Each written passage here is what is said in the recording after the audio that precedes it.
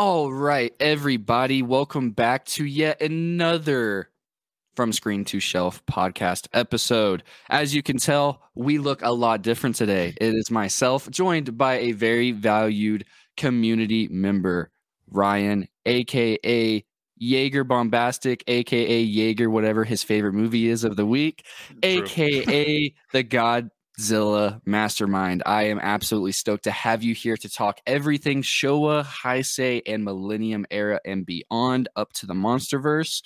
So we are going to dissect everything across from there. I'm going to pick his mind on the ones that I haven't seen, and we're going to share the thoughts on the ones that we have seen together. A very packed episode, small but mighty, with a very special episode to come later on down the road. Ryan, introduce yourself for the community out there.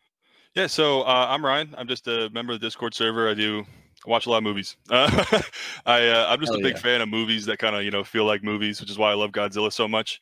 And the thing I really like to talk about is how diverse the series is. It's kind of the same thing. Rocky and Godzilla are two of my favorite movie franchises, and I love them both because they're so diverse. Like if you look at the first Rocky movie compared to Rocky 3, compared to Rocky 4, to Balboa to Creed, they're all completely different, but they're all great. And that's what I love. And it's the same thing with Godzilla. There's room for the series to be goofy. There's room for the series to be serious. There's room for stuff in between. And that's what I love it, especially when you have, I think it's 35, 40 movies in the Godzilla series at this point. Yeah, it's a lot to digest, but I think they do a good job of keeping it fresh, especially recently. So I'm really excited to talk about it. Hell yeah. Let's go ahead and dive in, man. Thank you for that very special introduction. And let's talk on what is really the longest era, and it has the most movies in it, and that's going to be the Showa era, which I recently, and I remember messaging you and Warlock Warnick in the server while I was going through that huge-ass Criterion set. Yeah. I had a lot of fun. It's a gorgeous set. It is. It's huge, love though. It is so freaking big. Yeah, it's a piece of art at that point, man. It really is. Let's just go ahead and talk about the one that everybody has seen for the most part out of that set, outside of probably Ghidorah and stuff like that. But let's talk about the original. When was the first time you watched the original 1950s Godzilla? I'd have to imagine it was a little bit later into my life. I think when I was a kid, I mostly watched the Heisei movies. I don't know how that came to be. Like my dad has no idea what I'm talking about, but he got all the movies for me, so I had them when I was a kid. But yeah, I think the first time I watched that one might have actually been when I was in high school, I think. So it was a little later on, just because it's an older movie, and when you're a kid, you can't really digest what that movie's trying to do. But it's incredible. I mean, that first movie is just so powerful. When you go back and watch it and see kind of where the series went from there, especially later into the Showa era, it is completely different. And I think a lot of people kind of got a taste of that with -1, because you think that the Godzilla series is all like the Monsterverse, but then in reality, there's some movies that are just so incredibly effective at getting the allegory across. It's very on the nose, nuclear allegory, but it still does the job well. It's so powerful.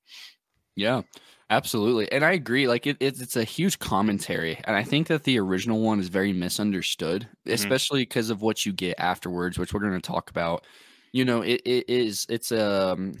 more of a commentary on, like, I think -1 really helped people understand it a lot more. You know what I mean? Because I think -1 was a lot more in your face about what the original one was trying to do. Right. But I mean, it's just all, it's a terribly sad movie. Yeah, it is.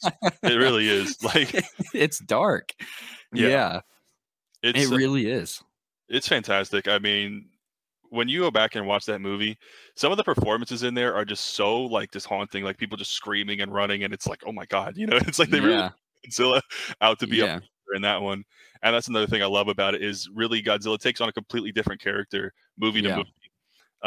Like I know in my film club back in college, we had a little like fun debate event that we did, and one of the questions was about like which kaiju you would date, and people were like, "Do they even have personalities?" I'm like, "Yes, they do." I'm like, "You gotta watch the movies, man." Yeah, they do. Every movie Godzilla's is got like that different. Angsty teen attitude to him, especially which one is that one? Godzilla versus Mothra, or the one with Ghidorah in it, and Mothra's trying to get Rodan and Godzilla to fight against him, and they're just they're just like two angry teens that hate each other. I always loved Godzilla and Anguirus teaming up. They're always so funny together. Like they just especially in Final Wars, which I'm sure we'll talk about in a little bit. That's one of my absolute favorites. But seeing how the franchise started and then going all the way up through Final Wars, which I feel like is kind of the culmination of the franchise up to that point. Is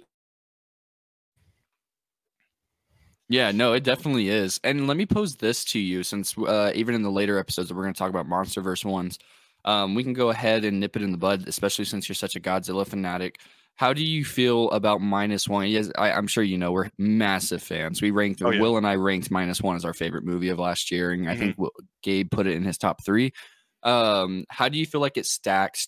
I know it's kind of harsh to put something over an original, but I have no shame about saying that. I'm the same. I have it second in the franchise right now. I think my ranking, my top 3 are Godzilla versus Destroya is 1. -1 is 2. Then the original's 3. There you go. Those are my top 3. And I feel like they're all kind of connected to the original in a different way, because I feel like -1 really calls back to it. And then Destroya feels more like a direct follow-up. Even though there's a lot that happens in the Heisei era before that, I feel like you can just watch the original and then jump into Destroya, and you still kind of get a lot of the impact. But that movie, man, I mean, since I was a kid, that movie makes me cry every time I watch it. It is so sad.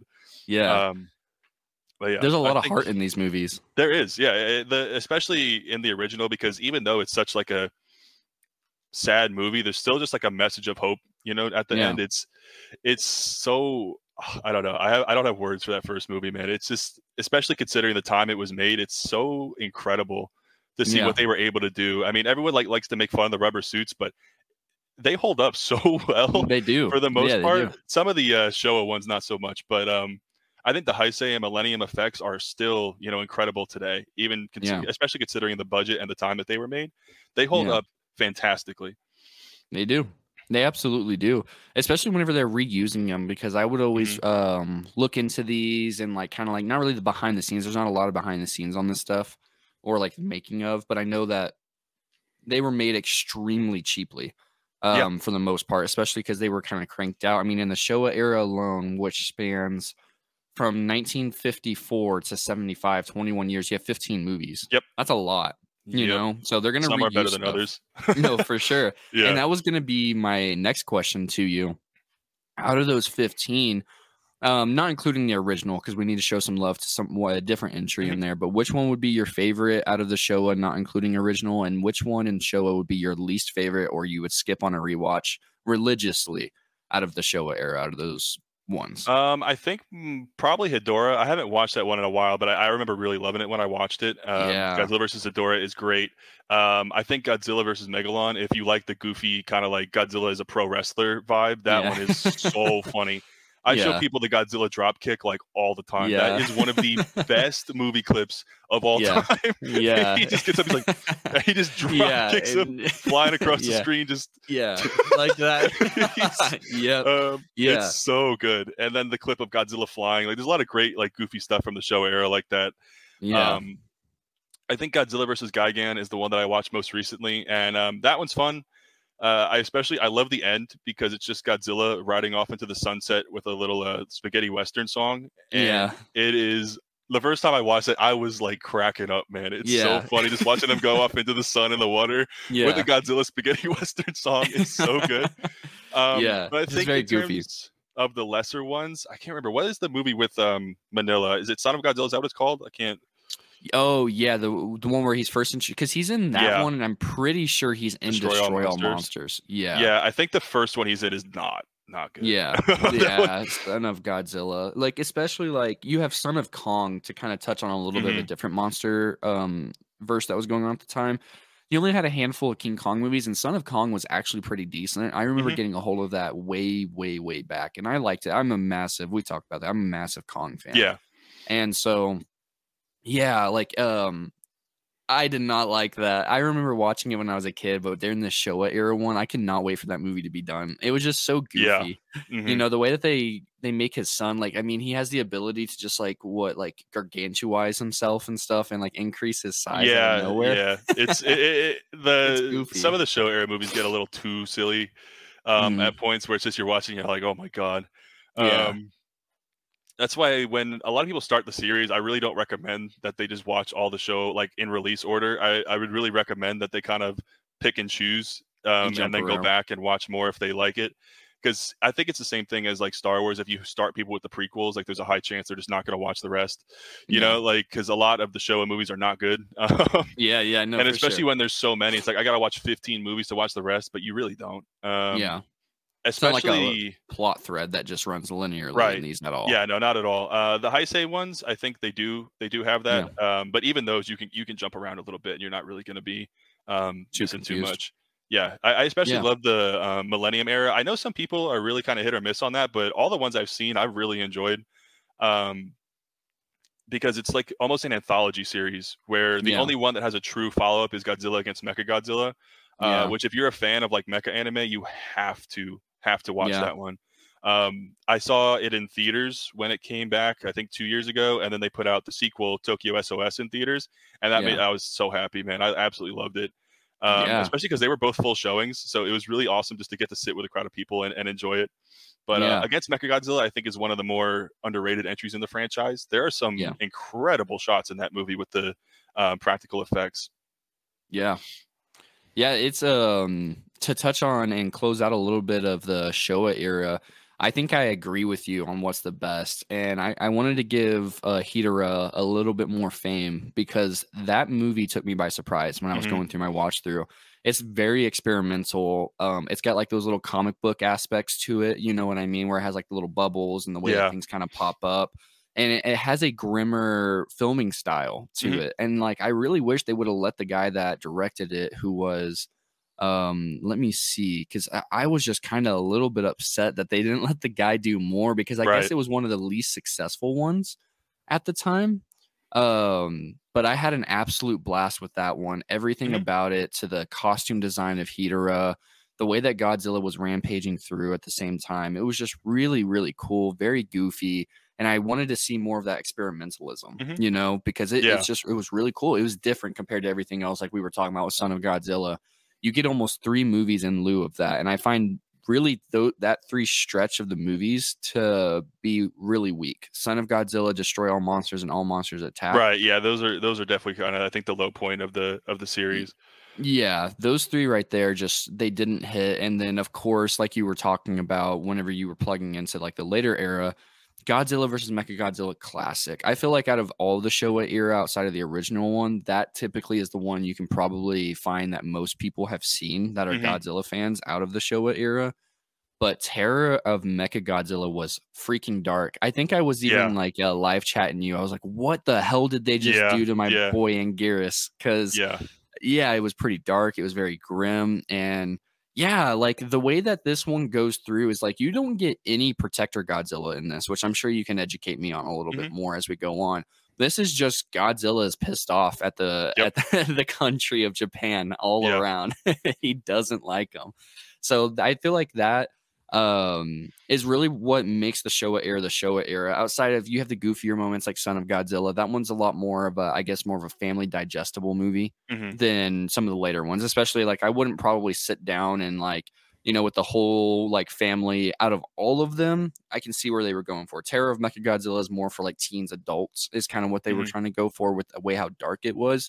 And then you have that little middle era where it's a lot more family friendly with like Yeah. Manila, get that kid to kid, like kids love seeing like kids of monsters and stuff, Right. so you draw in a different audience. Yeah, So and yeah, you could definitely tell. When I was a kid, I think I enjoyed Destroy All Monsters because it's just a yeah, bunch of the monsters just like are in the movie. yeah, I always loved. I would look on the back of the case, and they have the little pictures of what monsters are in each movie, and I always loved looking at that when I was a kid. So when I pulled out Destroy All Monsters and it had like 15 of them, you know, I was like, "Oh, this is awesome! Yeah, this is the it's best." what draws you in. Yeah, absolutely. And it's always fun whenever it comes to that. I think I might have asked you this because this is where I got in, like way back, dude. Whenever I was way young, I had this Godzilla game for PS2 and original Xbox, but it was like Godzilla Save the Earth. Mm-hmm. Did you ever play that game? It was like I think I was a little too young for the PS2. Yeah. My first like real game console was a Wii when I was like 5 or 6. Damn. So Yeah. Man, that game was I crazy. played Monsters Unleashed on the Wii. I played an ungodly amount of that game. That was so fun. I used to play with my friends. Destroy in that game was totally just like messed up, man. He had like the horn laser attack, and you just press that over and over again, and you would just win because it's huge, and he's just like moving around all over the place. But that game was a lot of fun. Yeah. Yeah, I played that one. Save the Earth is really what got me into Godzilla because you get to play as all of them, and it's like one-on-one, like mano-a-mano types of fights. And then you have like this one guy, Orca or something like that. It's like this giant, Orga. Yeah, like I never knew what movie he was from. I always tried to find the movie he was in, but that's actually what I was going to ask. Yeah, I was going to bring that up because I'm going to look it up right now. But like, I don't think I've ever seen him in a movie. Yeah, I don't remember him. He's from Godzilla 2000. Okay, I was actually going to watch that one last night, and I ended up watching. Oh, is that what he's from? Oh, yeah, okay. I ended up watching Dragon Ball instead for Akira Toriyama. But yeah, absolutely. You got to remember. Rest in peace. Shout out that. Rest in peace, Akira Toriyama. Absolutely. That came out of nowhere for that news. Yeah, that was tough. So, on the Showa era, how would you? Okay, so would it be the bottom ranking out of the 3 main eras? So to go Showa and then the next 2 that we're going to talk about, or does it have a special place? Is the Millennium weaker before we? I think overall Showa is probably the weakest, but it's just it's one of those things where it's like it is what it is, and you enjoy it for what it is. I don't think it's any of the eras are particularly like bad or anything, agreed. But it's just I think Showa, because it has so many movies, is the most inconsistent of the bunch. And it's also the hardest to get through because there's just so many movies. Because I think once you get into the Heisei era, which was kind of the reboot of Godzilla with Godzilla Returns in '84, that was kind of a fresh start for the series. And it's only, I believe, 7 movies, something like that.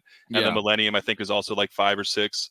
And they're all of differing, kind of themes and quality, but it's just not as many movies to get through as Showa. So I think Showa is the toughest to get through just because the quality is so inconsistent and there's so many. Yeah. Absolutely. Yeah, and I got to shout out another one outside of Ghidorah. I really, really like whenever Ghidorah comes in. And I got to shout out the goofy-ass fight at the end of, I think it's All Monsters Attack, whenever they're all just beating the living hell out of King Ghidorah. Is that the one? Yeah. Where they're all just kicking him. Yeah, they're like stepping on his neck just repeatedly and everything. Yeah. It's really goofy. And I really like Invasion of the Astro Monster. That one just that's a good one. The sci-fi, and I need to shout out and give the respect to the Showa era before we move on as well. Is I love how experimental it got with like how popular sci-fi in particular was at that time. I mean, you could categorize it as sci-fi just in general, but whenever they went the whole 9 yards for sci-fi, I loved it. I just love goofy, campy sci-fi. So it was really, really cool, especially whenever Ghidorah shows up, because the sound design for him and the way that his I love head the little moves like beep, beep, beep, beep, beep, like noise. It's so good. Yeah. Yeah. It's just so classic. It just screams like original and everything, like he has got no arms. So it's like whenever he shows up, like, how is he a threat? But then it's like, it's got all those lasers coming out of his head and stuff. So it's very special to me in that era. And I know this one that we're segueing into, which I know you have a lot to talk about, the Heisei period, which stretches 1984 to just on the cusp of 2000, right? Yeah, so which one's your favorite out of those? The Godzilla vs. Destroyer, easily. I absolutely adore that movie. It's just really emotional. I mean, especially if you watch the Heisei movies all the way through. I mean, the end of that movie is just like devastating. It's so sad because this is, I think, the era where they really kind of leaned into Godzilla as a protector more consistently. Okay. So that's the era where it was always Godzilla versus X, and it was him basically defending Japan from whatever threat was happening. And the kind of common thread is that Godzilla Jr. is born, and then he kind of grows up over the course of the Okay. of the Heisei era, and then it kind of culminates at the end of Godzilla versus Destroyer, which I don't know if you want me to go into spoilers or not, but Oh, go for it. um, For anybody that I would say keep it more mild for people that are just kind of tuning in and stuff like that. But mhm. yeah, definitely go into mild spoilers, at least yeah, like the of the story. the end of Godzilla versus Destroyer is kind of Godzilla Jr. taking over for Godzilla, and the whole movie is about Godzilla is basically melting down, like he's a nuclear reactor that's gonna like melt down and die. So Yeah. it is like just really, really, really good stuff because the first half of Godzilla vs. Destroy is basically aliens, Yeah. because they use the oxygen destroyer from the first movie, which they used to kill Godzilla. And basically, what it did was it created a little microorganism that doesn't rely on oxygen to survive, so it's immune to the oxygen destroyer, and it grows and grows and grows into like this big alien monster that'll merge into the bigger Hmm. destroyer. And they do the shot from Alien where like the mouth comes out in the shower at Sigourney That's Weaver. cool. They do Yeah. that. And they have the scene kind of where they go in the hallway with the guns and they drop through the ceiling and stuff. Like it's really, really cool to see them go that route with it, because I think it's one of the times that Godzilla leaned a little bit into the horror genre, which I mean, when I was a kid, it was a little scary, but Yeah, for it's sure. not as scary now, but it's a blast. I mean, that movie Yeah. is just, it's really fun. The suit work and the effects are incredible in that movie. All the destroyer designs are so good. I think he has like 3 different designs. Like the first one, it's kind of like the initial crab one where he's smaller, and then he's one where he's flying, and then the one where he is full standing up with the wings and the horn and Hmm. everything. So it's At kind of the like end of the Shin movie. Godzilla, where he Yeah, kind of evolves a little bit. yeah, pretty much. He Okay. starts out with like a bunch of the smaller ones. That's when it's like aliens. Like they're just like Okay. a bunch of them that are all kind of wreaking havoc, doing their thing. Hmm. And then it kind of becomes progressively bigger as they merge together and become more powerful. So it's a really, really Interesting. cool movie. Yeah. Yeah, that Yeah, one that's sounds like definitely, really strong. yeah, it's my absolute like favorite of the franchise. And I mean, maybe a little bit of that is nostalgia bias, but I think a Yeah. lot of people would agree that it's certainly up there for the best, especially if you're invested in the franchise. It's just like really, really, really good stuff.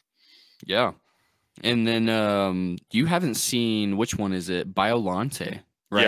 I've been waiting to get my hands on the the Blu-ray before I Yeah. watch it.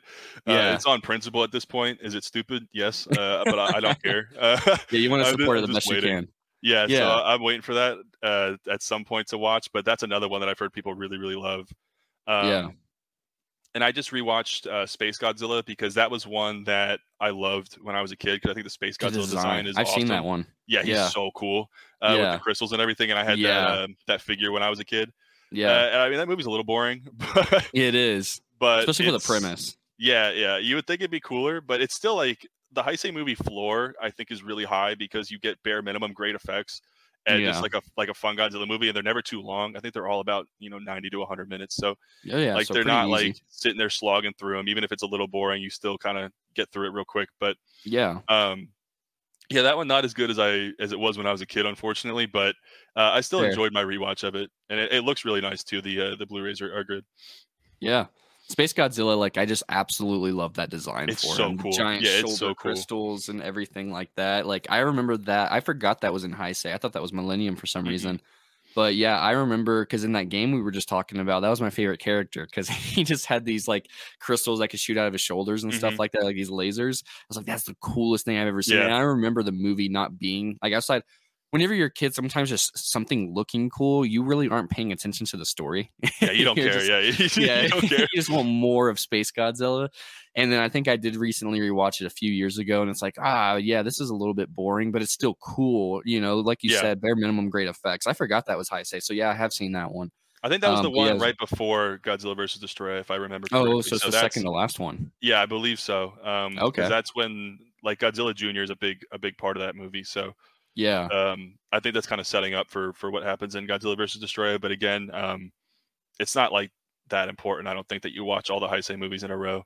Yeah. Because Destroy is one I recommend, where it's like if you watch one from each era, I would say it'd be like the original Destroya. I'd say against Mechagodzilla, and then like the other ones are just like kind of one-off movies. So you watch Yeah. Shin Godzilla -1 and the Monsterverse movies or whatever. But that would be my recommendation for a lot of people. It's just the original and then Destroya from Heisei, because they link together. Because like I said, it's built off the what happened after they used the oxygen destroyer in the first movie. So they showed Yeah. like the flashbacks with Sarazawa and all that. Because like that part of the movie is like is so sad. Yeah, no, for sure. And I think they really do a good job of not only just like calling back to it, but really utilizing it well in the story. So yeah. Which one do you think is the weakest out of the ones that you've seen in the Heisei era? I'd have to let me see what all the movies in that are. So you've got the Godzilla and Mothra, the Battle for Earth, Mecha Godzilla 2 versus King Ghidorah, Biollante, which I know you haven't seen, and the Return of Godzilla from '84. Honestly, I think it's probably Return of Godzilla. Okay. It's a good like place to restart the story, but overall, I don't think it's like super special. But again, I think kind of the quality in the Heisei era is relatively consistent. Like I think some of the lower ones are a solid, like 7 out of 10. Like they're pretty good. So yeah, that one's not a hard one to get through at all. Yeah, and those poster arts, the original like so Japanese, good. Yeah. Oh my god, we got to bring that back, man. They're so good. It looks so good. They really encapsulate what you're about to get into. Like the one with Biollante, I haven't seen that one, but I know because like shout out, we got to address this. Hopefully one day it gets fixed. But like Toho releases these over there in 4K over in Japan, but they don't put the English subtitles on there. I was so mad. I was like, when they announced it, I was like, oh my god, finally! And then no subtitles. Yeah. And they're a pretty penny too. After conversion and like currency exchange, they're running like north of $80 after imports. Yeah, it's and tough. So like if it was 30, 40, I could see that. Okay, I can just watch it. If it's Destroya, which you already know, like -1 is in a similar boat right now. I don't know if you looked into that. Toho's releasing it over there. Yeah, they're releasing it over there, and we all talked about it. And it's like, but I didn't see any English subtitles. At this point, I can watch it without it just to experience it and have it in 4K, but for over $100. Yeah, I mean, I would assume that one will get a US release because I hope at least the Blu-ray. If Shin Godzilla got a Blu-ray, it's at least going to get a Blu-ray. And the good news at least is that the Shin Godzilla Blu-ray looks really nice, and the little Blu-ray 2-packs also look pretty nice. So I'm hoping that at one point Criterion follows up their Showa set with a Heisei set, because like you said, those are pretty tough to find. Like even to rent digitally, they're not always available. So I think getting a complete set of that would be just fantastic for like the preservation and kind of allowing people to experience these films, because it's definitely hard to do for some of them. No, absolutely. Yeah, especially with I mean, it's 7 versus 15, so it should be pretty doable because like the Showa era collection is actually out of print now. I didn't realize that. No, it's back. No, it came back. They for put it back. Okay. It was just out of stock for a while, but it was back in stock for the recent sale. So it's good. Nice. Yeah, okay, cool. That's good, because I was gonna say that kind of sucks for people, because like that half off sale whenever you can get it for like 110, 120. That's a great deal for the set. Yeah, it's back now. So I know a lot of people on the server picked it up from the sale. Hell yeah. Yeah, I need to get into the Heisei period. I don't know, maybe I'm kind of waiting to get all of them at once, because I'm one of those people, I have to watch things in release order. There's just something about me I gotta watch, because it's more or less like I like to watch the evolution of how things are filmed. So that's why for the Showa, I didn't jump around. I went from original to the end of it. And I just love seeing the experimentalism. Otherwise, if I jump around to the ones that look interesting, then I'm probably going to get a lot of peaks. And you know what I mean? And a lot of lows out of that. So, yeah, shout out the Heisei era. And Heisei era, based on, I know you said they all have like their special place, but the Heisei era is your favorite personally. Yeah, right? it's my favorite. I think the Godzilla design is the best. It's the one we have on the background. I mean, this is just, I think, this whole thing, nice. This is the best one. I think he looks like, this is by far my favorite design for him. He looks awesome. It's just, I think, really perfect, especially with the suit design. It does a really good job. It doesn't look like a guy in a suit most of the time. Like it looks like the design is really well suited for that. I mean, pun intended, I guess, but yeah. And his teeth, the way, like everything about it, and then there's just so much care and design. And then let me ask you this: does it change throughout the movies like it does in Showa, or is that the design for the 7 movies? Slightly, but I think it's mostly stays the same. Okay, only in Godzilla vs. Destroya, they do the burning Godzilla thing that they brought back for King of the Monsters. That's kind of like because he's melting down. And I think that is the best Godzilla's ever looked. Like it's so cool. If you want to look that up and see it, it's like I've seen it. Cool. Yeah, it's awesome. I think it looks awesome. Such a cool design. Especially during the movie, because like his spines are orange and everything. It's like it's so gorgeous, like just to watch and everything. They did such a good job, I think, of translating that. Especially like I said, given the limited budgets, these movies look so good. Agreed. Agreed, man. Let me pose this to you before I'm pulling up the list of all the Millennium ones. Oh, there's not that many. Yeah, there's only I think about like 5 or 6 of them. There's not a lot. Yeah. I wanted to pose the question to you since we won't talk about it during the Monsterverse episode that we have planned. But how do you feel about the 1999 American Godzilla? I liked it a lot when I was a kid. That's all I'll say about it. Yeah. I remember when I was a kid, I place. liked the end where there's all like the baby Godzillas in Madison Square Garden. Yeah. So again, when you're a kid, you're stupid. For sure. Like it's like, oh, look at the baby Godzillas, they're cool. And then I went back and watched it, I think not too long ago, and I was like, damn, this is this is not good. He's talking about like worms and worm science and everything, and I'm like, man, this is too much. Yeah. I think I might pick up the 4K for collection purposes, but I don't love it. Yeah, that's what I was gonna say. The 4K, the CGI surprisingly holds up. Like, I actually love the design of Godzilla in that one. I just think it looks so different. It's like I always fall in the category where I love when chances are taken. Right. You know what I mean? I do too, yeah. Yeah, so like the way that it just looked completely different, Godzilla, just the way that he would walk, always hunched over, and how fast he was different for the time. And I always appreciate it for what it is. The story, the plot points, it's like it gets confusing and messy. Because it's the same guy that does all of those not post-apocalyptic. Roland Emmerich, right? Is it Roland Emmerich? Yeah, it's Independence Day, and did he do The Day After Tomorrow? I don't think he did. He did all of those. He did. What was it, 2012? I'm pretty sure. Wow. And he did Moonfall. He was busy. Yeah, he did quite a bit. So like, as much as the plot is like pretty like throwaway to the biggest point, I think I just love the design of Godzilla, and there was just something, it just confused me. It's like, how's Godzilla having these babies when there's no other, like, is he like self-mating or whatever? That kind of happens a lot during the series. Like, Godzilla's gender is often pretty ambiguous, and like how the babies are coming to be is often pretty ambiguous. Because honestly, I don't think it really matters that much. It's just you just gotta kind of accept it. It's like, I guess, like, I always, whenever you are glued to a species, I guess you could say, for a while, understanding it fundamentally would be awesome. You know what I mean? Like, it's not like Godzilla's Joker, where it's like, I don't really need to know the origin of this person that just likes to go psychotic, but it'd be cool. It's like, because of course they're never necessarily going to pass off the torch. You know, there's never going to be like this linear series where I'm going to eventually have to care about Godzilla the second. You know what I mean? For the next 20 or 30 movies. For the most part, like, it's like King Kong. I don't really need to understand too much about how a giant gorilla and ape comes to be. You know what I mean?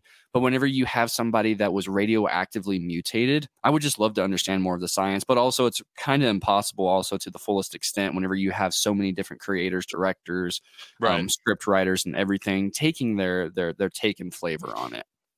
So I understand that. It's just, I'd always like to understand how the babies came to be, because then what if those babies want to have babies? So is it just like infinite babies at that point, like at the end of the Roland Emmerich one, so we could just infinitely spawn mini Godzillas? Which is cool. I'll accept that as the answer. I would just like to understand how. I think they talk about it a lot of times where it's like they just go to Monster Island and they have their babies there or whatever, and interesting. That's kind of it. They just drop that. But like you said, it's kind of interesting to bring that up because like I mentioned, at the end of Godzilla vs. Destroyer, they are trying to pass the torch onto like a second Godzilla Jr. But it's not, a fundamentally different Godzilla. It's still, Godzilla is just smaller. It's just a younger Godzilla, pretty much. Absolutely.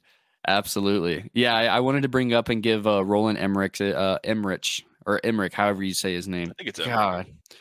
And I know you're excited about this one because Final Wars is your fourth favorite, right? I believe so. I think that one's on my list at 4. I love that one. So go ahead and spew off about the Millennium Era, my man. Yeah, the Millennium Era, like I said, a lot of people find it to be hit or miss, but I really think it's mostly hits. I like that. I like them a lot. As I said before, it really feels like an anthology series where if you like them trying different things, you will love the Millennium Era because they're all completely different. So you have like Godzilla, Mothra, King Ghidorah, Giant Monsters All Out Attack, which is the most like ridiculous title of all time. But that one, Godzilla is the bad guy, and then King Ghidorah is the good guy. Interesting. So that's fascinating on its own. I think that one a lot of people like. Godzilla against Mechagodzilla and Tokyo SOS are basically a mecha anime, like full on tokusatsu, like mecha suit, the whole thing. Where that one also kind of builds off the original, where they're using the skeleton from the first Godzilla to make the Kiryu mech, which is the one I have right here. And this is my favorite Mechagodzilla design, like by That looks awesome. by a significant margin. Yeah, he looks mecha. Perfect. Yeah. It's because a lot of like the Showa ones look kind of like fat and weird. And I don't like the crab claws on the Monsterverse one. I think the design's solid aside from that, but I hate the stupid hands. Yeah. I think this one really hit it perfectly, and then in motion in the movie, it's also like really, really well done too. So, Godzilla against Mechagodzilla, if you like, like Neon Genesis Evangelion, it's really kind of similar in tone to that. Not to the extreme extent that Evangelion gets, but just in the sense that like it's kind of a moral quandary. Like the suit is alive, and is it moral to keep it alive? Basically, like Godzilla still has a consciousness inside the suit, and it goes crazy at one point, and that's one of my favorite scenes, and it's also one of the best shots from the movie. Let me see if I Google it, if it'll show up and you can see it, but it is absolutely one of my favorite shots from the whole series. And it's which one was it again? Godzilla against Mechagodzilla. Let me see. Yeah. Okay. Yeah. If you put Godzilla against Mechagodzilla Sunset, you'll see the shot. It's like the first result. But it's a gorgeous shot. And it's really, really well done in the movie too. Sunset. Let's see. Images. Oh yeah, that looks freaking dope. Yeah, it's really cool. So that's one of my absolute favorite shots of the series, and it's after he goes on the rampage and then like shuts down because it runs out of battery, and it just like holds on that shot for a while. But that one's really good. Like I said, I saw both of those in theaters, and that was just a lot of fun too. So that's one of my favorites as well. I really like the Millennium era overall. Godzilla 2000 I haven't seen in a long time, so I can't really comment on that one as much, but yeah, Tokyo SOS is the follow-up. It's the only Millennium era one that's a direct sequel. Oh, really? So Godzilla against Mechagodzilla is the first one, and then Tokyo SOS is a sequel to Against Mechagodzilla. So it still has Kiryu, Mothra's in that one, and it kind of wraps up the story of Mechagodzilla in this and the Millennium era. I think the first one's definitely better, but Tokyo SOS is still a good movie. I enjoyed that one a lot.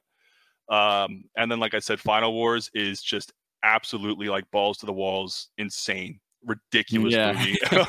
I've heard great things about it.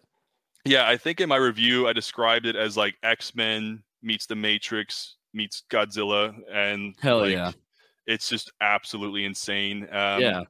Because Captain Gordon is probably my favorite character in like the whole series. Nice. He's played by the UFC fighter, I think Don is Don Fry, I think is his name. Oh, I heard about that. Yeah, he plays him, and he speaks English, and nobody else in the movie speaks English, and they just don't address it at all. And so he's fighting one of the aliens, like the women, and she's like fighting him or whatever, and he grabs her hand, and she's like, "Oh, you wouldn't hit a woman." He's like, "I would," and he just punches her out. Like, oh my god! It's so Don good. Fry, that's crazy. Yeah, it's really, really, really, really, really fun. That one is basically kind of a homage to the entire rest of the series. They bring back a lot of the old monsters because basically the plot is the aliens, which are called like exilians. So it's like come down to Earth and try to mind control all the monsters to take over the planet. And basically Don Fry's like, we have Godzilla, and he goes and gets him from like the bottom of the ocean to come like just fuck up all the monsters. And I actually wanted to go talk about that as well because Zilla's in that movie from the '99 American movie. Yep. Wow. And they kept him. He's the only monster in the whole movie that's not a suit. They used the same like kind of crappy CGI from the 90s one, and he just gets completely destroyed by Godzilla. Really? He like throws him into the Sydney Opera House and then blows him up. Like it's interesting. So they pulled the Roland one into that. I had no idea. That's crazy. Yeah, it was really. It's kind of like it's basically Endgame for Godzilla, pretty much. Like that's the best way I can describe it. But it's a lot more fun than Endgame, I think. It's for sure. It's really, really, really, really good. It's one of those ones where if you don't like camp, you're probably not gonna like it, but it's just so goofy and so fun that I don't know how you could watch that and just not be like laughing and smiling the whole time. Especially if you like watched a lot of the previous movies. The way I describe it is like the more Godzilla you watch, the more you'll like Final Wars. Because I know some people, if you don't have experience with the rest of the franchise, you might watch that and just not, get what's going on, or you just don't care. But it's really cool because they bring back like Hedorah, they bring back like the giant praying mantises, they bring back like Anguirus. Godzilla plays soccer. Oh, in that one. Anguirus back because he stops after the Showa era, and that's his He's next back and last appearance. in Final That's Wars. my boy. Yeah, he gets like kicked, and Godzilla like soccer goalie dives to hit him and stuff. It's great. He plays baseball. Like he's like it's like the Showa movies, but with way more budget and better effects. Pretty much like it's nice. Yeah, so it's an homage. Awesome. Yeah, I think it's like destroy all monsters, but good. Pretty much. Okay, that's a good way of putting it. They're all in it. And I think that the human/alien characters in that one are actually like really fun and interesting, especially when you have Don Fry in it, because he is just meant to be like the American badass guy. And he does that so well. It's just fantastic. They're all speaking at him in Japanese. He just doesn't care. He's just speaking English, talking to everybody. It's and awesome. They reply in Japanese and everything. Yeah, that one I think is probably like in terms of just raw, like you're having a good time watching this movie. I think it's definitely the best of the bunch. Hell yeah. Yeah, that one's Final a lot Wars of fun. Sounds great. Like I remember when I was going through the Showa era, I always shout out Craig. Craig in the server, he went through a Kaiju Fest because he always does like monthly themes. And his 3 highest rated, I believe, was the original versus Destroya in Final Wars. Yeah. Those are definitely 3 of my favorites. Yeah. It's just fun. Like if you're prepared for what type of movie it is, it's so good. I don't think I had watched it until after I bought the Blu-ray, and when I popped that in, I was like, this is the best movie I've ever seen in my life. The part when Rodan shows up, they use like the slide whistle sound effect when somebody's hat gets blown off. Like, it's so funny. It's just such a funny movie. Just a fun time. It's nothing. It's great. Yeah. Just meant to be an experience, don't take it too seriously. Don't try to overanalyze the movie. It's just it's more or less a movie for fans of Godzilla as a great send off. And you're probably you might still like it not being a fan of Godzilla based on how you've said it, but more or less it's going to be more digestible and more easily entertainable for people. Yeah, I showed it to a lot of my friends who weren't like huge fans, and you get like the entertainment value of it, but you won't like love it if you're not like a Godzilla fan. But I think just watching it for like the sheer spectacle of it is still so good. It's just a lot of fun. Like it's start to finish. I mean, I think the first scene of the movie is they're like sending a nuclear submarine into Antarctic to find Godzilla or whatever. Like that's the opening of the movie with Don Fry at the captain's chair, just like yelling at people. It's great. It's great. That's amazing. So out of all of these, you said you don't really remember Godzilla 2002 too much. Which one would be the weakest? Obviously, Final Wars be your favorite. So I'd have to assume Megaguirus. Well, there's only Giant Monsters All Out Attack, and Megaguirus are the only other ones you didn't really touch on.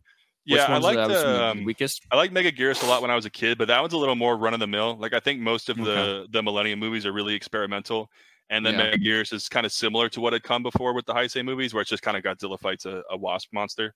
Okay. So it's not bad. It's just kind of like standard compared to the rest of what the Millennium era was doing, where they were really kind of taking chances on completely like wildly different takes on Godzilla. Fair enough.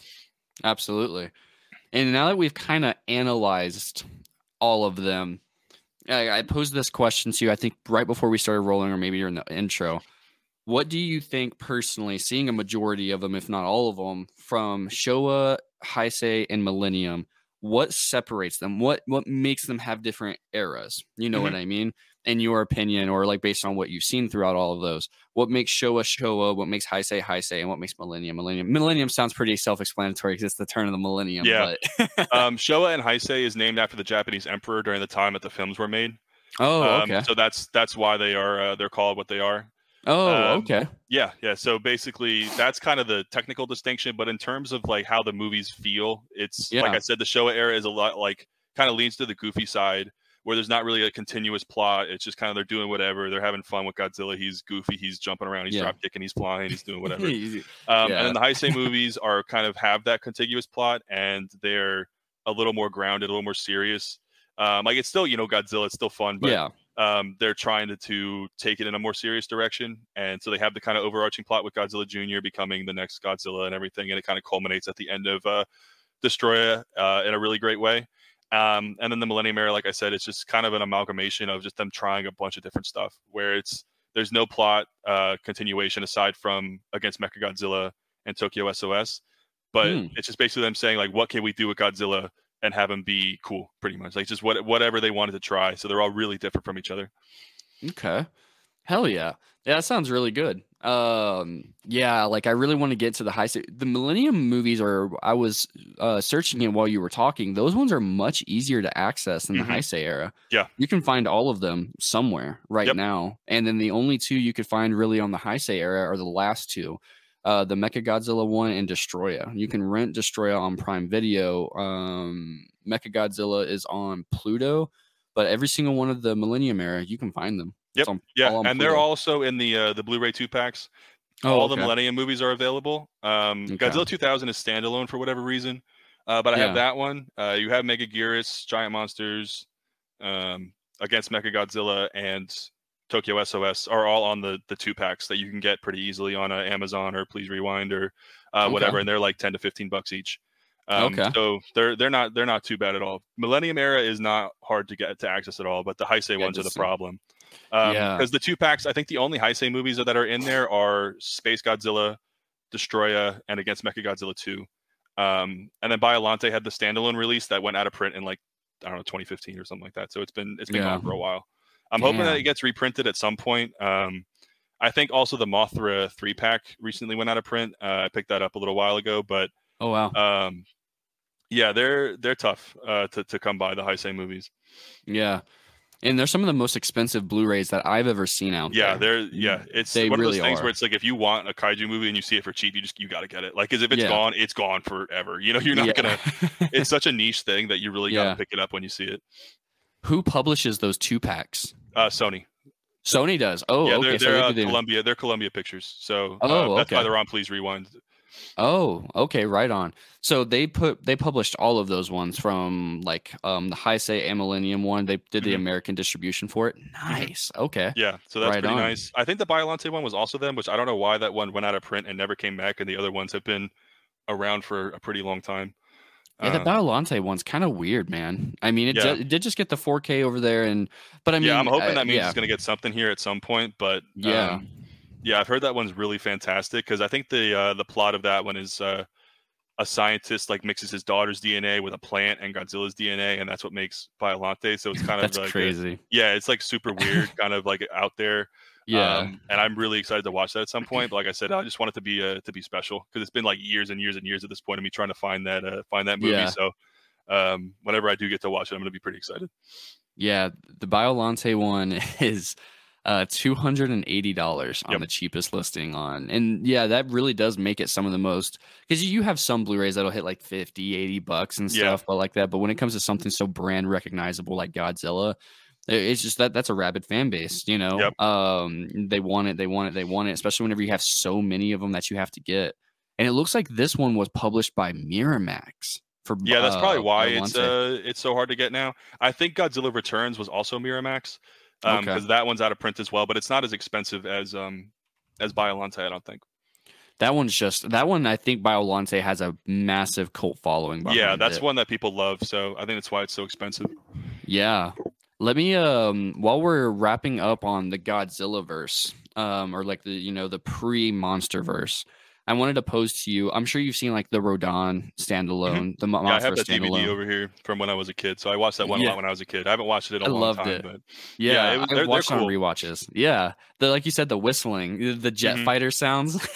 Whenever he's cool. flying around. Rodan's definitely a cool one. I was happy to see him show up in King of the Monsters. I was so excited when that movie was coming out. Yeah.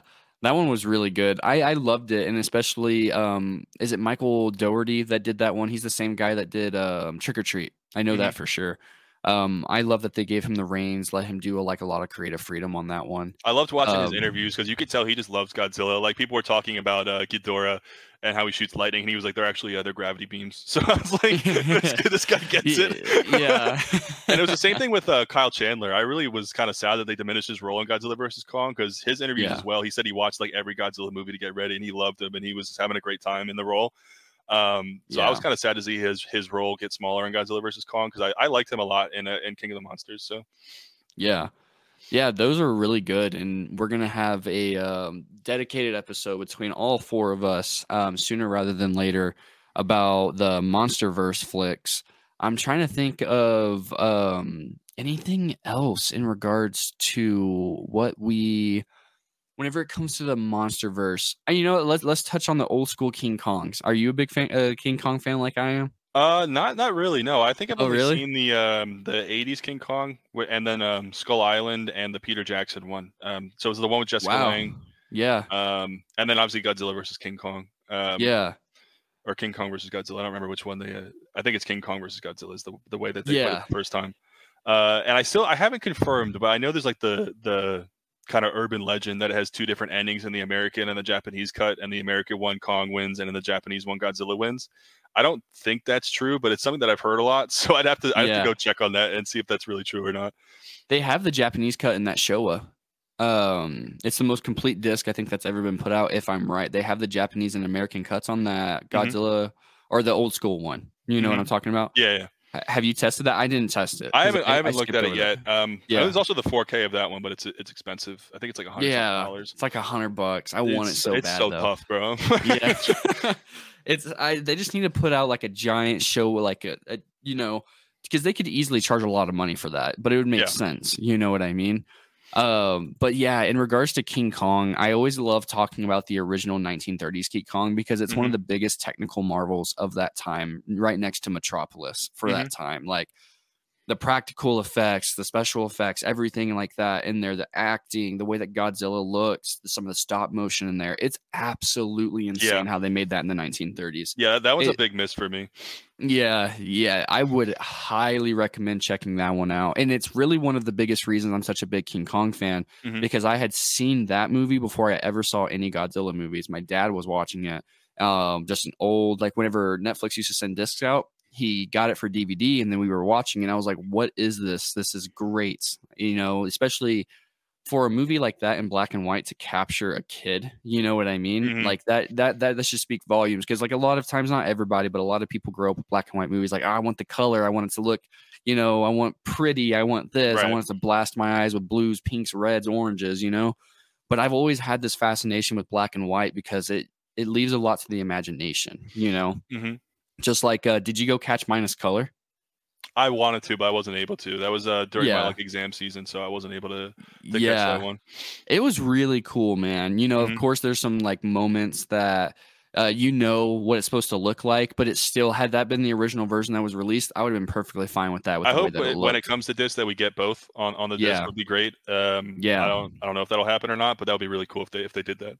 Yeah, I think they did it for Parasite, right? The 4K has the black and white cut, or yes, it does.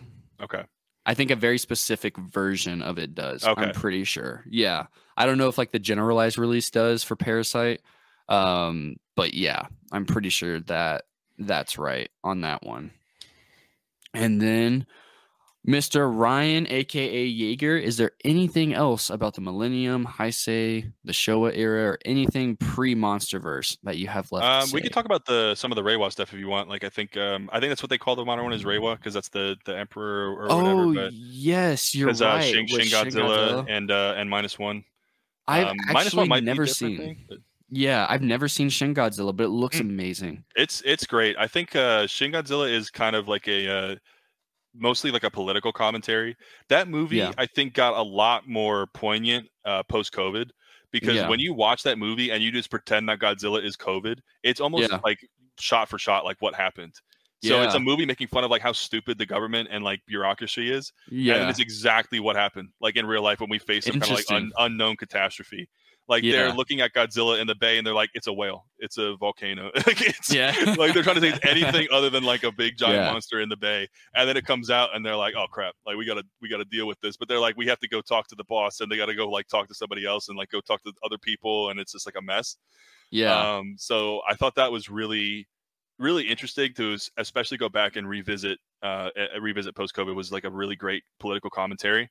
That movie's awesome. It's I think Hideaki Anno, so the actual Evangelion creator, and you can tell I think it uses very similar music to Evangelion, so it kind of has a similar feel to that, and I think they did a really good job of making Godzilla just kind of almost a monolith where -1 he's kind of like a monster, but in Shin Godzilla he's more just like a mindless beast, like he's just kind of walking. He's not like purposely coming up to do anything. He just comes out of the water and is walking, and they're just like shooting him, and he's like, dude, what the hell? You know, he's just like, yeah. The atomic breath scene in Shin Godzilla is one of the best scenes in like the whole franchise. It's really good. Like the soundtrack is great. Really creative. Like they have like beams coming out of his spine, and he shoots at like it's almost like an actual fire instead of more of like a laser beam kind of thing. And just having like the reaction shots and stuff is really great. They show it from different angles. It's really well done. I could definitely recommend. Oh yeah, Shin Godzilla is one that I recommend for people who are trying to get into the franchise as well, because it's so standalone. Like you don't have to watch anything else. You know, if you just watch that movie on its own, you can enjoy it and just have a fun time with it. It's really interesting. Did you ever watch? Because I heard I could be wrong, but isn't there like an anime? Like a Japanese anime that came out that's between Shin Godzilla and -1, not like set in the same universe. Is that the one that was on Netflix, the Godzilla Earth thing or whatever? I didn't watch that. I heard it wasn't very good. So I didn't watch that. But some people enjoy that. I think the design for Godzilla in that is cool, but I haven't watched it personally. Yeah, I heard about that one. And Shin Godzilla, it got my curiosity whenever I saw like apparently like it splits into 4s in his face. And that just looks so cool. It's really cool. It's a really interesting design for Godzilla. We had certainly never seen anything like that. So if you like it when they take risks, that's definitely like a big risk. They went very far out of the box for that movie. I'm probably gonna watch that one today because I've been meaning to watch it. It's on Apple TV and it's on the new Crunchyroll. So yeah, I got the Blu-ray. So it's. And you said it's good, right? Yeah, it's a good disc. I think my dad got it for like $10 or something. So oh, nice. Yeah, it was not bad. It's definitely good. Nice. Good movie. And I think people who like -1, I would definitely check that out. It's different than -1. Like I said, it's more of a political commentary, where I think -1 is more of like a social kind of cultural commentary. But they're both great movies. So. Yeah, absolutely.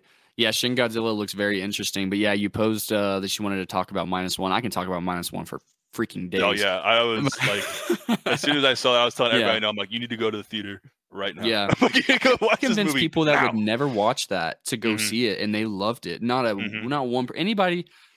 On a pure scale of love, adoration, there's no way that you can't walk away from that movie and at least say that was a very solid movie. I get people who aren't going to love it because there's just some people that just really can't get into foreign films, and that's okay. You know, different boats, different rows.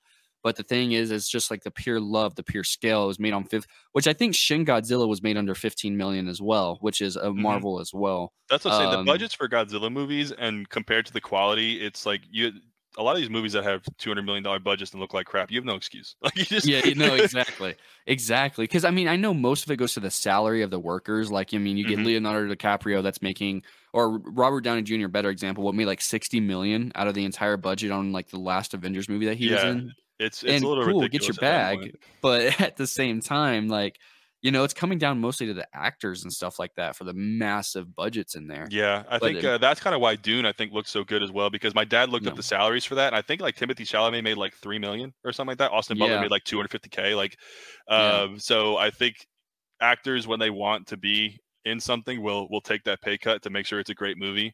Which is something that I think is indicative of, you know, the director, and also just generally like wanting to be in something great. And I think that's part of why the Godzilla movies are so good in Japan, because I'm sure it's hard to remember or to think of, I guess, that Godzilla in Japan is just like a cultural monolith. Like even in America, he's popular, but in Japan, it's like, you know, he's huge. Like, exactly. Like that's one of their biggest staples in regards to cinema that have come out. You know? Yeah, they have like Godzilla statues in the street and stuff. Like, do they really? Yeah, I think there's. I don't remember exactly where it is, but I know there's one where it's like a humongous Godzilla statue just like in the street in Japan. Cool. So yeah, it's a huge deal over there, and I think it's something that people want to be in and want to be a part of. So I think that's why they're able to make such great movies on limited budgets. But I think overall, just even the most expensive. I don't know what the most expensive Japanese Godzillas would be, but whatever their budgets were, they do a great job of making sure they put it to use. Yeah, always. And then, so with -1, what was your favorite scene in that? The atomic breath, for sure. Yeah. It's just I remember watching that theater, I was like literally had chills. I was like, oh my God. Like that was insane. Yeah. I think to make it more of like a actual blast and then an explosion was such a cool decision, because I don't think we'd ever really seen that before. Never. Usually it's more of like the sustained blast. And I think Godzilla just in general, whoever made that decision. I think that started with the Heisei movies usually, but to make like kind of the spine charge up to the atomic breath needs to be a billionaire. Like for sure. Every time any movie that happens, you're like, oh shit, like it's about to go down. This is about to be different. Yeah. Even in the Monsterverse ones, I think they do a really good job with that as well, especially in 2014, where like if he's charging his atomic breath, you're like, oh, this is about to be serious. Like exactly. And -1, I think, with the spines popping out was also a really great touch. And then Godzilla's like super tired after, I think, is really an interesting direction to take it. We'd never really seen that take on it before. So I absolutely love that. That was just absolutely like incredible to experience that in the theater. I think I saw it 3 times. So it was like, do you have a Dolby near you by chance? I do now. I didn't when I was at school. So I was in school when Godzilla -1 came out, but I went to like the Regal RPX showing, like the fan showing or whatever. So I got to see it in the nicest theater I could at that time. Damn, dude, that atomic breath, like, okay, Godzilla -1 was the best Dolby experience I ever had on a pure sound design, from the score to the way that, like, sitting directly in the middle, the 7.1, the overheads, everything.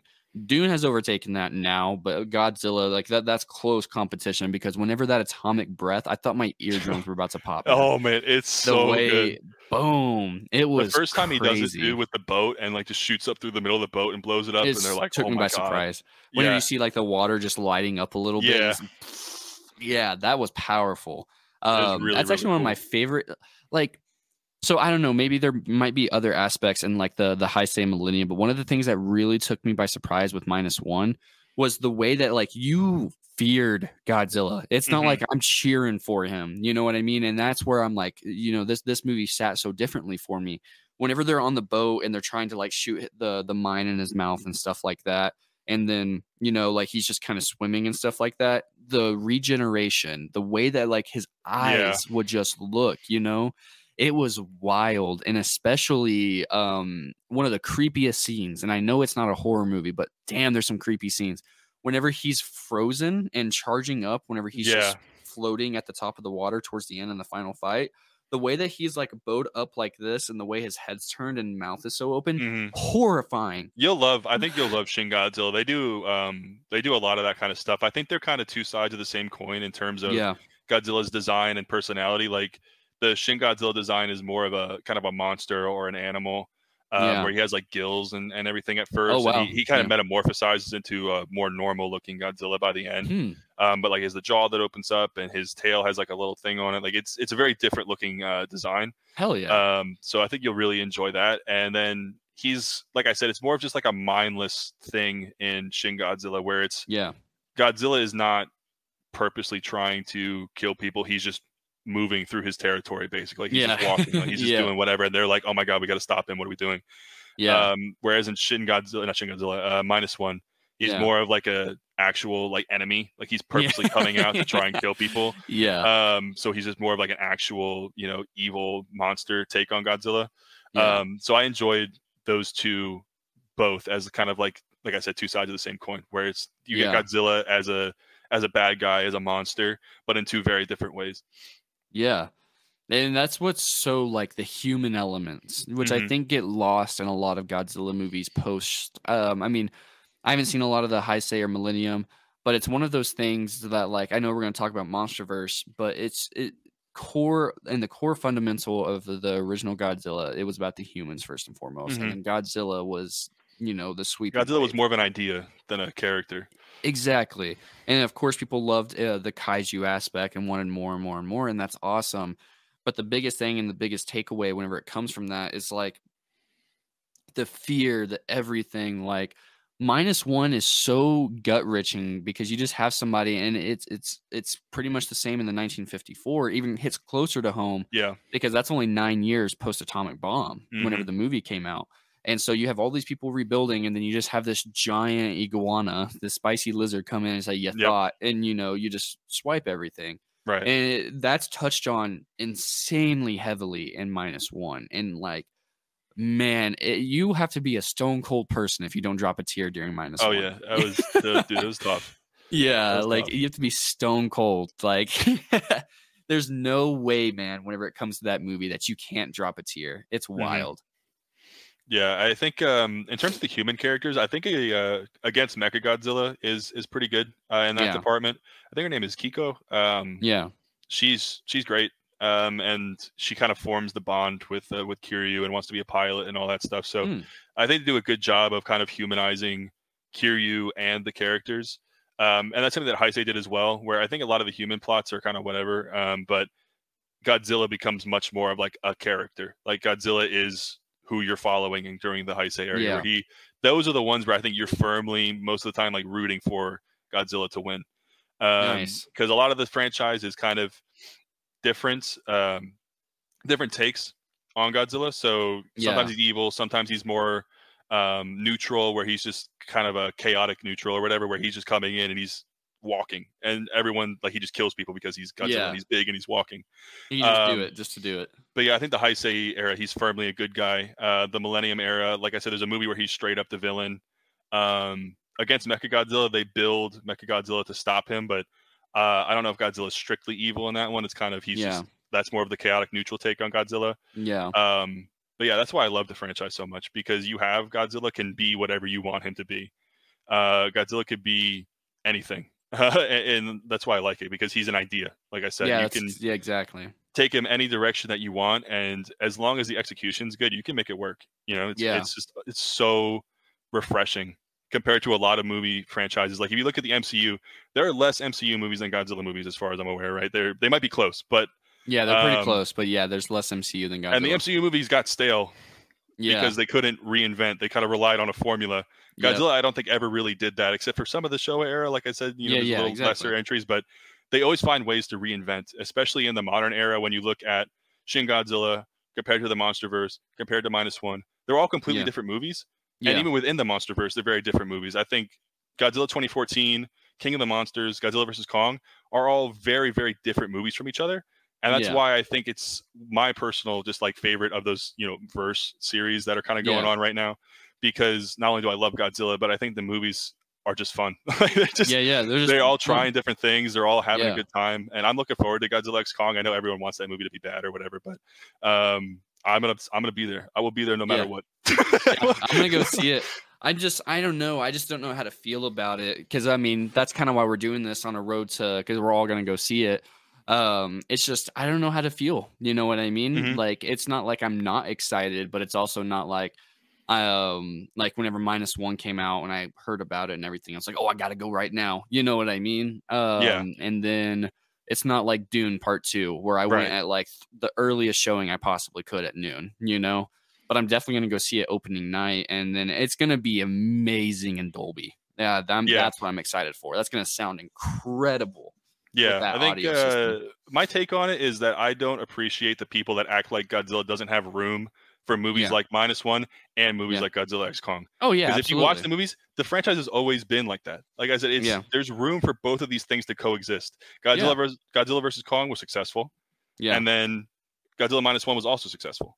And Shin Godzilla was successful, and if Godzilla X Kong is successful, awesome. Like the people act like you can't have both, and you can't. A lot of people loved Godzilla versus Kong. It was one of the first big movies post-COVID, and people went and they just enjoyed the movie. And I think that's fantastic. I just want more people to appreciate Godzilla, and I think -1 was great for kind of shaking the stigma that every Godzilla movie was like Godzilla versus Kong, because they're not. The series can be powerful, and it can be emotional, and it can have great characters, but they don't all have to be like that. You can enjoy them for what they are, and that's kind of my take on it. You don't have to tear one down to build up the other, because that's the one thing I saw a lot after -1 came out was like, oh, the Monsterverse sucks, and I'm like, why do you have to be like that? All of a sudden? Completely different. They're made by different studios in different countries with different people and different characters. In different they can be different movies. It's totally fine. Like it's great to have both. You can have both of those things. And they have different target audiences for sure. Right. Like I mean, Godzilla -1 is now the most successful foreign film, right? I believe so. Of all time, and domestically here. Yeah. I doubt they were expecting that. No, I certainly wasn't. When I saw how much it was making, I was like, oh my God, this is awesome. It's great to see that people are excited about Godzilla movies again. And I know there's a lot of people online that are also excited for Godzilla X Kong. They're like, this looks like the dumbest movie I've ever seen. I can't wait. No, it does. It just looks like popcorn fun is the way I call it, right? Like -1, I would categorize. I like to categorize things as like one of two things: a popcorn flick and an intriguing flick. A flick that like intrigues you and you're following the plot more so than just what's happening on screen, right? You're following more close to the dialogue, and then popcorn's more something that I can just like look away for like 2 solid minutes and like, oh yeah, Godzilla and Kong are still running through a tunnel. You know what I mean? Yeah, Like, yeah. you know, so I would categorize it as a popcorn flick, but those are just as fun. It's just like I don't hate all the Transformers movies. You know what I mean? They're popcorn flicks. There's some I will definitely skip on a rewatch. You know, for like sure. some of the I think more 4 and recent 5 are ones. terrible, but Yeah, no, exactly. I think the first yeah, that first trilogy of the Bay movies are great. yeah, Revenge of the Fallen is the weakest one to me. yeah, for sure, but it's also a product of like the It's writer's time. strike, just Yeah, a bunch of external circumstances. But there are parts of that movie that are good. yeah, But the first, not to get too off topic, but Transformers '07 is in my top 10 all time. That's like one of yeah. the I know movies you love it. that got me into movies when I was a kid. I would say like Yeah, in second grade, they would ask me, "Oh, what do you want to be?" I'm like, "I want to be a movie producer like Michael yeah, Bay." I, yeah, I didn't understand any of the context of that, or the fact that he was a director, or what the yeah, difference was because I was 8. yeah, But yeah, it was just a movie that I think really opened my eyes to like movies are awesome. You know, I yeah. think the beginning of the first Transformers movie when Blackout transforms or Blackout transforms, you know, you're 7 years old. I was It's like, great. Yeah, no, agreed. Yeah, it and was that's kind of crazy. a lot of what Godzilla was for me too. Yeah, I love those movies so much. They're really just special. I think, and also again, not to get this is not a Rocky podcast, but I want to bring it up again because yeah, it's one of the things I constantly have to defend. People are like, "Oh, the Rocky movies are stupid," and I'm like, if you watch that first Rocky movie and you come away and you think that movie's stupid, I don't know yeah, what to tell you. Like, yeah. it's such Exactly. an emotional movie, but people think it's a sports movie because the sequels were Yeah, sports movies. Rocky 3 is a goofy pro wrestling movie. Rocky 4 yeah, is Cold War propaganda. But that first yeah, Rocky is just a total character study. They boxed yeah, for maybe less than 20 minutes of that yeah, movie, you know? Like it's about Rocky growing, it's about Adrian, it's about Paulie, it's about Creed. It's a character focused story. And I think that's yeah, what people misunderstand about that series and also Godzilla, where you can have Rocky 4, you can have Godzilla versus Kong, but you can also yeah, have the original Rocky and the original Godzilla and -1. And that's why I love it so much because you can say, yeah, what mood am I in? What mood am I in right now? There's a Godzilla for that. You know, yeah, I just rewatched a funny thing happened on the way to the forum, and the first song of that movie is "Something for Everyone." That's yeah, that's it. If you love movies, you'll love Godzilla. You know, there's yeah, something for you. There's a yeah. serious movie. There's a goofy movie. There's a sad movie. There's anything you want. Just very diverse. Yep, that's And why I that's love it why so I much. liked them. Yeah, Yeah, like there's going to be one from the Show era. There's going to be something from the Heisei. There's going to be right. something from You'll the like Millennium. one of them at least. Yeah. There's gonna because they're just different boats, different rows, and they're just different flavors of ice cream, right? Yeah, Everybody exactly. eats ice cream at one point, and everybody has their preferred flavor. It's just like Godzilla, especially when you have so much to choose from. I mean, some people might not like the devastating emotional story of -1, but they might like to go in and watch Godzilla versus Kong just for the goofy aspect, see two kaijus going at it more or Right. less, you know? And then yeah, like there's just so much potential whenever it comes to like Godzilla. I mean, the potential has been met, but the thing is like to your point about the MCU versus Godzilla, they have a very similar, even though they're different types of movies, they have a very similar formula and an amount of entries in that series, right? Because Mhm. Godzilla, you're following one character, but that speaks to the testament of time, the people that have gotten a hold of the IP, what the creative direction has been on them Mhm. versus like MCU following all these other characters and everything, but Godzilla manages to stay fresh. You wouldn't be able to do that with 34 movies of Iron Man. You know Right. what I mean? Because Iron Man is a very set character. Like I said, it's Yeah, Iron Man is not an idea. Iron Man is a character. Godzilla is yeah, both a character and an idea, and you can do yep, what you want with him. So I think exactly. it's just kind of like a ball of clay, basically. Whenever like a Yeah, new Godzilla gets announced, it could be anything, yeah, and that's what I think is so fantastic about it. yeah, And I'm just really happy to see it's been getting a lot more notoriety lately because it kind of yeah, Godzilla ebbs and flows, like you saw when they restarted the Heisei or they restarted it with Millennium, and there was kind of a dead period for about 15 years or so before Shin Godzilla and the Monsterverse kind of started up in the mid 2010s, and then yeah, we're moving into now. -1's coming out, Godzilla X Kong's coming out, um, and I'm really hoping the Monsterverse continues. I would love to see another like Godzilla solo film, which I don't think that'll happen because people like Kong too much. But um, yeah, it's just been something that makes me happy. I yeah, always have something to look forward to right now. When I saw King of the Monsters in theaters, I was just happy. They brought back the original score. They brought back the original designs, the sound effects. There were so many just nods and little Easter eggs for fans of the series. Yeah. And it was just great to know that, hey, I can look forward to Godzilla versus Kong now. And it got delayed a couple times, but getting to see that as my first movie, back in the theaters after COVID, I was so happy. And to see people loving it, people enjoying it. And now again with -1, seeing people get into the series, seeing people love -1, it just makes me happy because I've loved Godzilla forever. And if more people get into it and we get more Godzilla content, I'm all here for it. Same. I agree, man. I would absolutely love for them to like slow bake another like -2, just to see. I want to see how they evolve it and everything like that. But yeah, absolutely. They definitely set up a sequel at the end, so I would 100%. Especially after how successful it is, I would assume they're in the kitchen as we speak. Yeah, I would. Yeah, they love money over there, so why not? If it's popular with Americans, they'll release it. I don't know how much it ended up making. Did it make 50 mil? It made almost. I think it broke 100. Sweet. I didn't know. Just domestically, I know it was making like an insane amount of money for a subtitled foreign film. So that was great to see. Like I'm just happy Godzilla in any form is good for me. Oh, absolutely. Wow. Okay, so I guess they have the official budget now. Wow. So the box office intake was 107 million. Jeez, and I guess they announced the official budget was only 10 to 12 million converted. Yeah, because I know the director came out after like the 15 million number was going around. He's like, I wish we had 15 million. Yeah, I wish. I would have been able to do a lot of cooler stuff. That's crazy, man. It's also great because the Oscars are tonight and it's nominated for visual effects. I would love for that to get a win. Especially for what it did. I don't know if it will or not, but just the fact that it's nominated, I think, is great. If it wins, that'll be even better. Academy Award winner, Godzilla -1. Yeah. I remember when Godzilla vs. Kong came out, I was pretty upset that Free Guy got a visual effects nom and Godzilla vs. Kong didn't, because I think the visual effects in Godzilla vs. Kong were for great. A studio blockbuster, like especially with how much CG's in that movie, are pretty fantastic for the most part. Yeah. So I was like pretty shocked that Free Guy got one and Godzilla vs. Kong didn't, but that's neither here nor there. That was a minor award 3 years ago. So Absolutely.